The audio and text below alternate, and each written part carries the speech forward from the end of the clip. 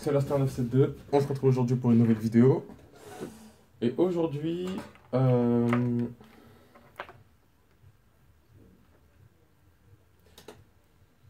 je sais pas par où commencer. Bon, on va faire simple. Trailer de Call of Duty World War 2.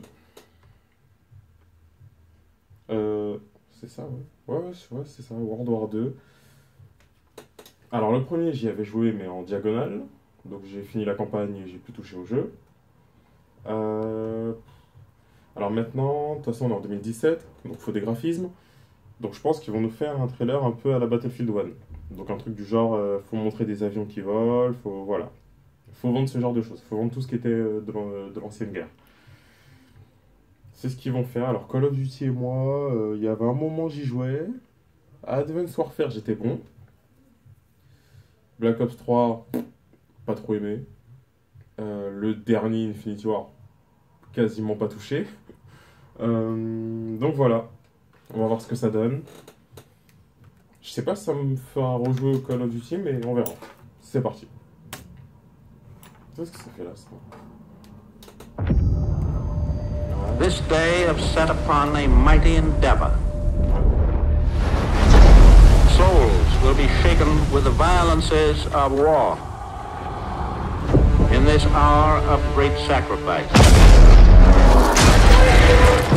we shall prevail.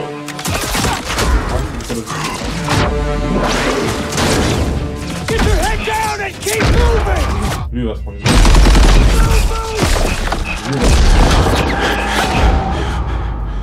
We are all that separates the world from darkness. The enemy is ruthless. We cannot, we must not fail. Duty first.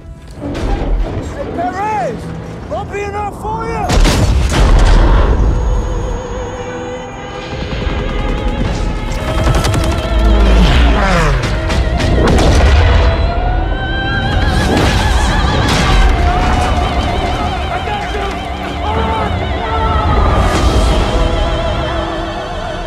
Casualties. We executed the mission. Get me the fuck out of here.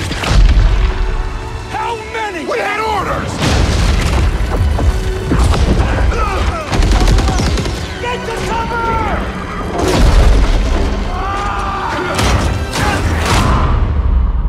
Lieutenant, tell them what we're all about. No mission too difficult. No sacrifice too great. Welcome to the Bloody First.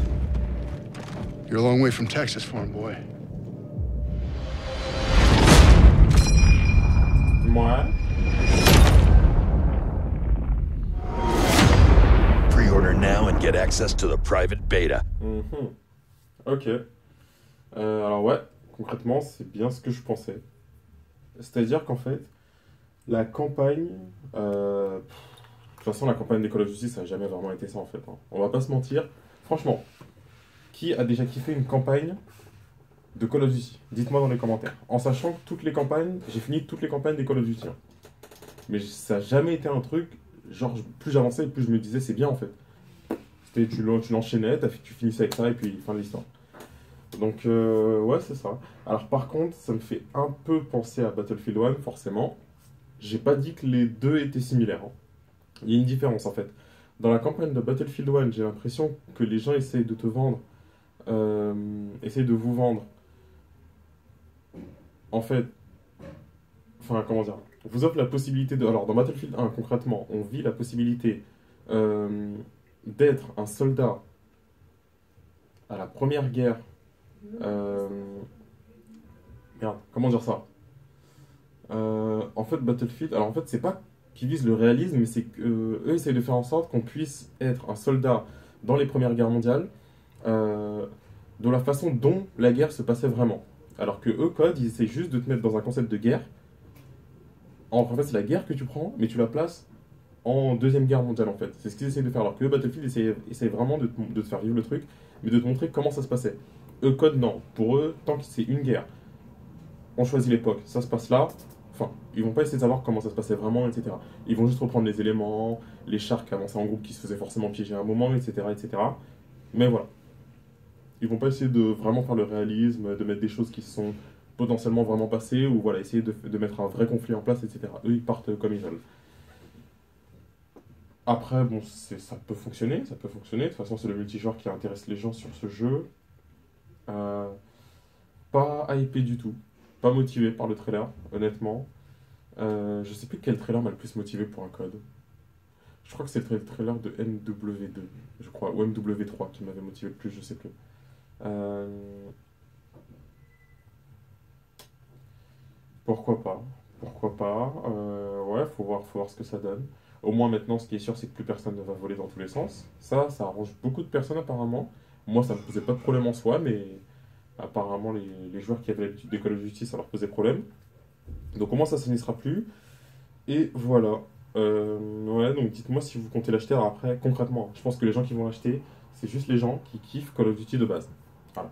Et qui espèrent depuis. Parce que c'est ça que je reprocherais à la communauté de Call of Duty, c'est que les mecs, on a beau leur vendre n'importe quoi, ils sont là et ils se disent non, vous inquiétez pas, la prochaine année, le jeu sera mieux. Donc je sais pas s'ils se font tout le temps avoir comme ça ou quoi, mais ouais, c'est ça le problème en fait. C'est que Call of Duty, ouais, c'est une des seules communautés où ils peuvent vendre n'importe quoi. Ils sont là, à chaque fois ils achètent et ils se disent l'année prochaine, ce sera mieux. Alors qu'à chaque fois, ça revient toujours au même en fait. Ouais, alors que par exemple, il y a d'autres catégories de jeux, sans dire de nom, ou. Enfin, d'autres catégories de FPS, où si c'est n'importe quoi, le studio prend un vrai coup. Alors que eux, non, ils arrivent à chaque fois à se démerder. Je pense qu'ils se reposent sur leur nom en fait. Enfin bon, on verra ce que ça va donner. On attend de voir le 3 pour voir qu'est-ce qu'ils montrent à l'E3. Une mission de campagne et 2-3 cartes de multijoueur, je crois. Mois de juin, donc c'est bientôt. On va voir ce que ça donne. C'était Losters. Dites-moi votre avis dans les commentaires. Tchuss!